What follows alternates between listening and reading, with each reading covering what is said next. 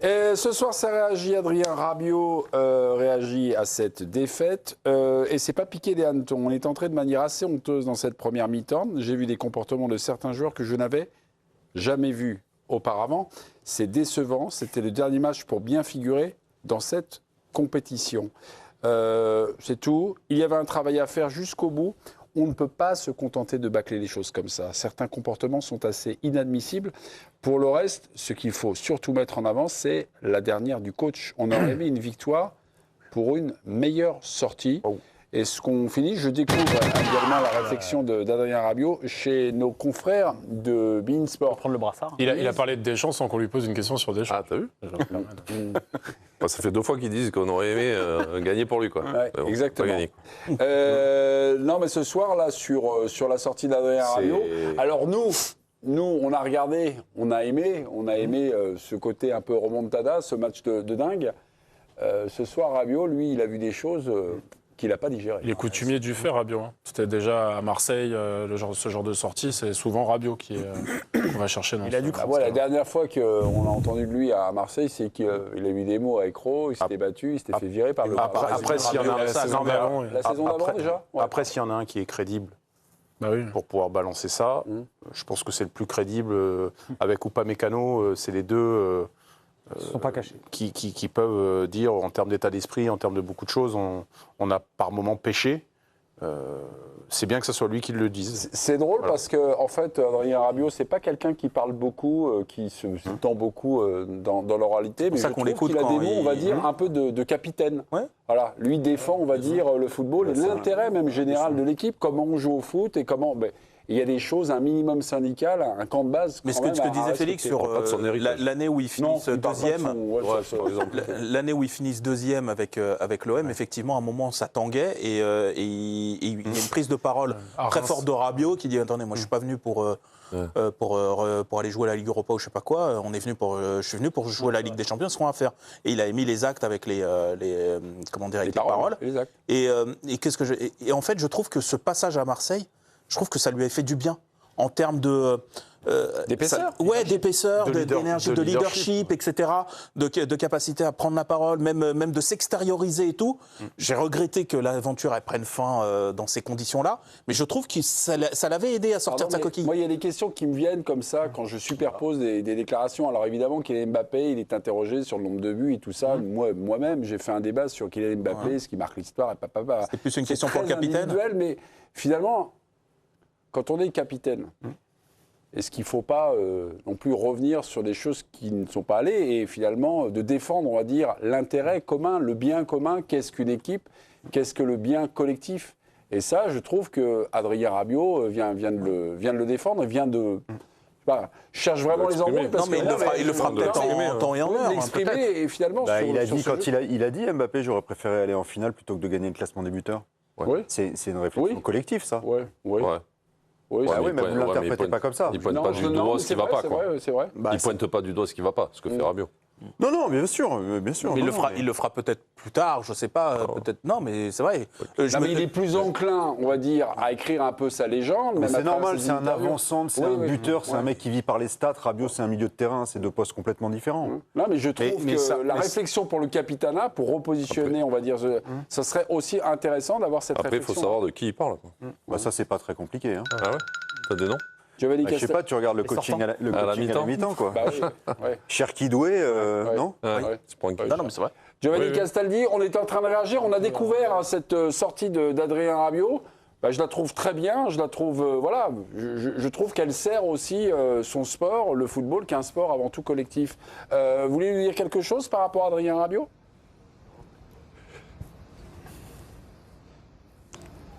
Déjà, moi, sa déclaration, je ne veux pas remuer le couteau dans la plaie, mais j'ai encore plus de mal à comprendre pourquoi il est sorti à la mi-temps. Quand on a un garçon de ce caractère-là, même s'il a un carton jaune, pour te sortir la tête de l'eau, ça peut toujours servir. Non, simplement dire, Mémé, par rapport, elle est très bien la déclaration de Rabiot, parce que je peux vous dire qu'à la mi-temps, j'ai pas pu vous regarder en débrief, mais on était tous avec toute la caravane des Bleus, toute la presse française qui suit cette Coupe du Monde depuis le début. On avait honte, on était consternés.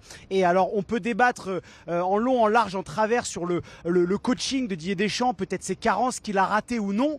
Mais c'est vrai que moi, et de manière très honnête, quand j'ai vu cette première période, je trouvais que ça en disait plus peut-être aussi sur les vraies capacités psychologiques et de caractère de ce groupe, autant au moins que le coaching de Didier Deschamps. Je trouve que cette première période, elle dit aussi quelque chose de ce qu'on avait vraiment dans le ventre. Je ne sais pas si vous avez ressenti ça ou non, mais c'était un débat qui était intéressant sur le vrai caractère et la vraie force psychologique de ce groupe-là, de manière générale. Nos confrères de l'équipe, je sais que vous êtes au stade et vous regardez parfois des choses qui ne sont pas vues à la télé. Nos confrères de l'équipe relatent, lorsqu'ils parlent du match de Cherki, un épisode dans cette rencontre, lors de la pause fraîcheur. Il y a une discussion, petit embrouille, une engueulade entre Didier Deschamps et Ryan Cherki. Est-ce qu'il y a une image comme ça qui vous revient Giovanni, oui ou non hein, on parle comme ça en direct, si vous ne l'avez pas, vous ne l'avez pas, il n'y a pas de problème.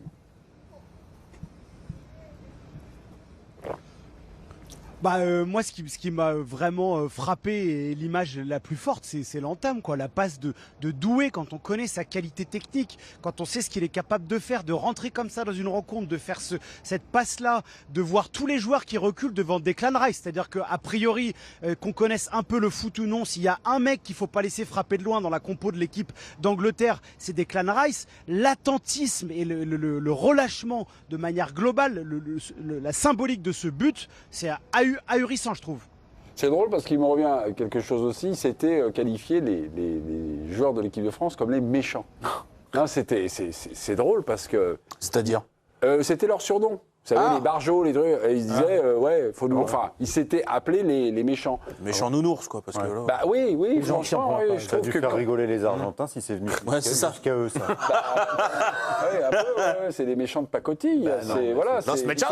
Ils sont plutôt tendres. Je pense que ce surnom doit trouver son origine après le match du Paraguay. Parce qu'ils ont beaucoup parlé de ça après le match du Paraguay. Le fameux blow de chauffe, aussi il faut mettre les pieds dans la merde. Pas Konaté qui a donné ce je sais pas. Truc des méchants. Ils en ont pas fait des caisses sur ce match aussi. Je sais pas. Non, vous l'a dit en conférence de presse. Non mais sur ce truc de... Oui, non mais s'il faut mettre des brins, on mettra des brins. Exactement, mais contre une équipe qui de toute façon était inoffensive, qui effectivement essaye de pourrir le match parce qu'elle a à peu près que ça à donner. Je trouve que derrière, ils ont fait mousser un truc.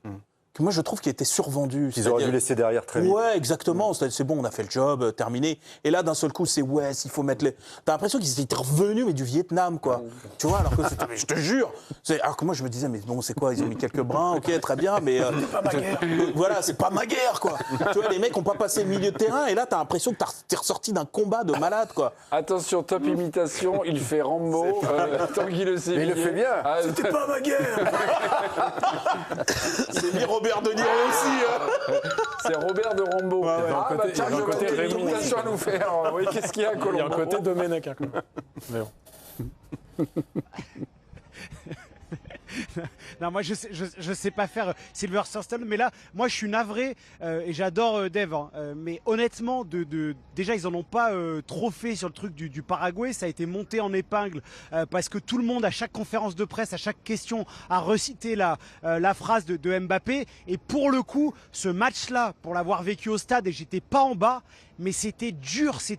Les Paraguayens, ils ont été infects et je peux comprendre dans l'adrénaline d'un tournoi, dans ce que ce match-là t'a apporté en termes de garder tes nerfs, de solidarité, qu'ils aient voulu capitaliser là-dessus. Alors l'histoire, au final, leur donne tort, pas de souci là-dessus, mais de minimiser en disant ils ont juste joué une équipe qui était en bloc bas et qui mettait des coups. Dans le contexte, la chaleur, le truc du tournoi et tout, c'est difficile, les gars. Franchement, c'était dur.